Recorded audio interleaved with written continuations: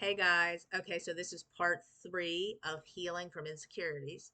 So after God first took me through the identification process that I even had insecurities and showed me where they were coming from and how I was hiding behind them, he then started helping me take action on them. So he then addressed the eating disorder, which we talked about previously. And once I started healing from that, it didn't just come simple. What ended up happening was I ended up coming down with health problems. And it was put in a situation to where I wasn't able to necessarily maintain my weight being as low as it was. Because with a hormonal imbalance, if anybody knows anything about it, if your hormones aren't in check, you end up putting on weight, okay, because your hormones are out of balance. So this caused me to put on like 30 to 40 pounds of weight, which was a huge fear of mine that I did not want to go through. I wanted to have control of my weight, and I'm very structured. So that right there brought me out of my comfort zone. So then I was no longer able to be perfect with my weight and control my weight. I wasn't able to have that privilege.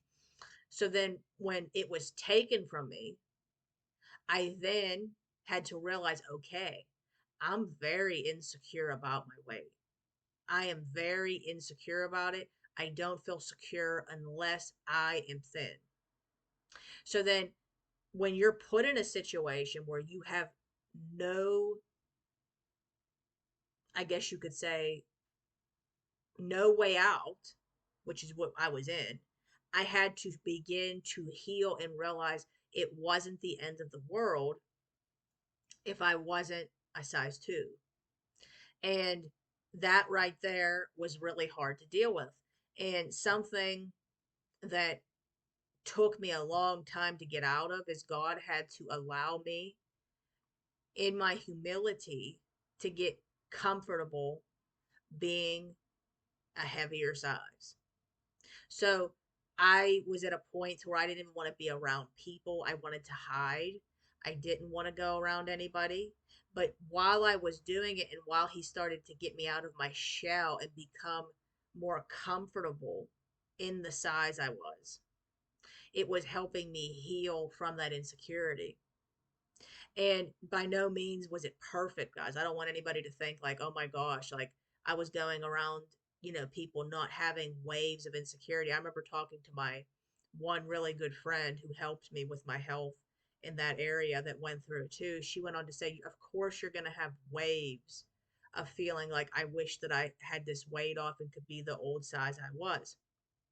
But what God was doing was he was helping me heal from the fear of man, which is what I also was dealing with.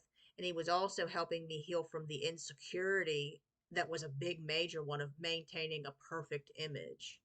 And then he was getting me into also healing from what people thought about me or what people's opinions were. I wasn't perfect and I still am not. But he was helping me heal from not necessarily caring as much about what they had to say. But then there would be relapses. So when you're healing from insecurity, there's going to be relapses. This doesn't mean you're going to maintain the action of a rate of going directly up. You might go up and you might go back down. You might go up and you might go back down. You might not care what someone thinks and then all of a sudden care what they think. There's going to be obviously residue. There's obviously going to be discomfort, but you have to keep going. I like to compare it to having a baby. You got to keep going. You got to keep pushing and pushing and pushing. And eventually you're going to have breakthrough in that area, like Mary and Aaron said. So, anyways, I hope that this helped you guys. I hope that this part three of it really gave you clarity on it. And in my next video, I'm going to be going over on how I maintained the results and how I continue to maintain them.